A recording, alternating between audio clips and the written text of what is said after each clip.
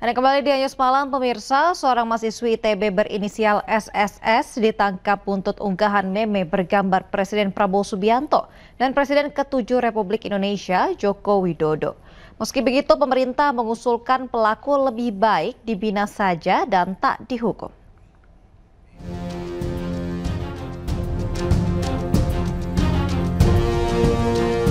Mahasiswi ITB berinisial SSS ditangkap buntut unggahan meme bergambar Presiden Prabowo Subianto dan Presiden ke-7 RI Joko Widodo.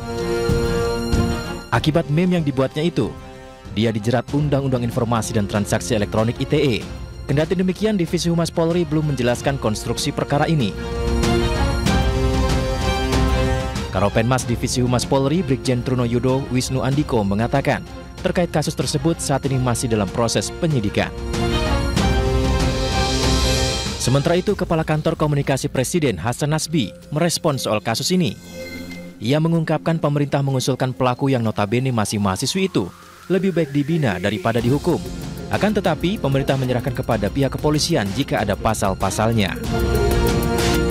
Kalau ada pasal-pasalnya kita serahkan ke polisi, tapi kalau dari pemerintah, itu kalau anak muda, ya mungkin ada semangat-semangat yang terlanjur, ya mungkin lebih baik dibina ya. Karena masih sangat muda, bisa dibina, bukan dihukum gitu. Jadi harapan kita, teman-teman yang mahasiswa yang mungkin selama ini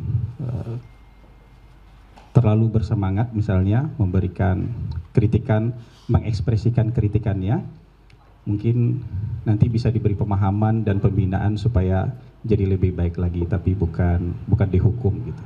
Karena ya ini kan dalam konteks demokrasi, mungkin ada yang memang terlalu bersemangat seperti itu. Keluarga mahasiswa ITB membenarkan ada penangkapan mahasiswinya. KM ITB akan memberikan pendampingan terhadap pelaku. Sementara itu, pemirsa, keluarga mahasiswa Institut Teknologi Bandung atau KM ITB meminta polisi membebaskan mahasiswi berinisial SSS yang membuat meme Presiden Prabowo dan Jokowi.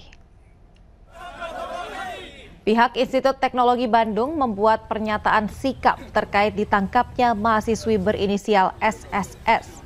Pernyataan sikap disampaikan langsung oleh keluarga mahasiswa Institut Teknologi Bandung di area kampus mereka di Bandung, Jawa Barat. Salah satu poinnya adalah mereka meminta dibebaskannya mahasiswi pembuat meme Presiden Prabowo dan Jokowi. Di samping itu, pihaknya juga sudah melakukan pendampingan hukum bagi mahasiswi pembuat meme. Saya bacain ini sedikit penjelasan juga gitu terkait dengan penangkapan yang dilakukan di Jatinangor tersebut. Sejauh yang kami telusuri juga memang seharusnya untuk penangkapan tersebut atau penjemputan itu harusnya ada pemanggilan terlebih dahulu ya gitu. Namun dari pihak teman kami dan juga keluarganya itu merasa sampai saat tersebut itu belum ada pemanggilan kepada pihak mereka dan ujung-ujungnya itu langsung didatangkan gitu dan dijemput di wilayah kos-kosannya menuju ke Jakarta. Sementara itu, Direktur Amnesty International Indonesia Usman Hamid menyebut unggahan meme Prabowo Jokowi tak layak ditindak hukum. Menurutnya, kritik dan sindiran di media sosial harusnya dilindungi. Kepolisian harus menjamin ekspresi-ekspresi semacam itu karena masih dalam batas-batas kewajaran. Potret, gambar, mural, atau apapun, termasuk karya kecerdasan buatan seperti AI, itu bukan hal yang baru di dalam dunia kritik kehidupan politik. Tahun 90, pemimpin Jerman Timur dan pemimpin Soviet digambarkan berciuman dan itu dituangkan di dalam mural di tembok Berlin sangat besar. Demikian pula belum lama ini, misalnya di dalam berita BBC, ada foto antara Donald Trump, Presiden Amerika, dan Vladimir Putin, Presiden Rusia, berciuman. Itu adalah analogi artistik yang disampaikan oleh masyarakat, apalagi dia adalah seorang mahasiswa seni rupa. Mahasiswa seni rupa adalah mahasiswa yang diajarkan untuk mengenali seni dalam berbagai bentuknya, entah itu seni mural, atau seni cukil, atau seni apapun yang seni lukis gitu, dan seni apapun yang sebenarnya bisa digunakan sebagai medium untuk menyampaikan pandangan, untuk menyampaikan ekspresi, termasuk kritik terhadap pejabat negara. Nah, tindakan kepolisian melakukan penangkapan terhadap mereka sulit dibenarkan secara hukum, sulit dibenarkan bahwa tindakan itu proporsional, apalagi menggunakan pasal dengan hukuman yang sangat berat, yaitu 12 tahun penjara dan juga denda yang bisa sampai 12 miliar. Itu sama sekali tidak proporsional.